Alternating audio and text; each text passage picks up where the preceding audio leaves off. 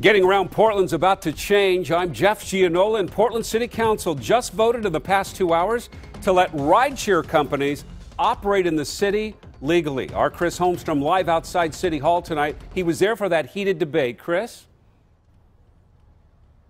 Yeah, Jeff, the council voted 3-2 to start the new program. They laid out the rules the rideshares will have to follow. This also includes changes for cab companies that you'll need to be aware of. Ready to move forward on the resolution. It's been a tense ongoing debate. Aye.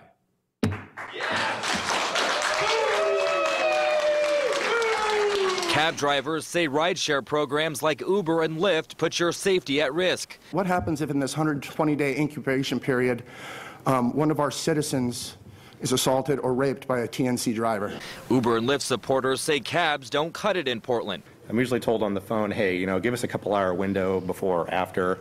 Try and be as flexible as you can. And sometimes they can't show up. I spoke to Uber's general manager to find out what you need to know if you want to take an Uber ride, like how much you'll pay. You put in your start location and your end location, and it will give you a fare estimate, or you can also see the fare breakdown, so the cost per mile and per minute within the app. Uber says they set those prices based on supply and demand. And get this, along with the pilot program approved, tonight cab companies will be allowed to set their own fares. They'll no longer be capped. Steve Kafori represents Broadway Cab. He couldn't say how the prices might change for cabs, but he's cautioning against Uber because of the way they do their background checks. What they're doing essentially is allowing Uber to self-certify everything, and Uber has proved all over the world that they're an untrustworthy company. But I learned background checks will be required for Uber to operate in the city. They must also do regular vehicle inspections and get an extra insurance policy. And in 4 months, the city will re-examine the policy. We're going to collect a lot of information. We're going to get a lot of data from cab companies and transportation network companies and see how the new system is working.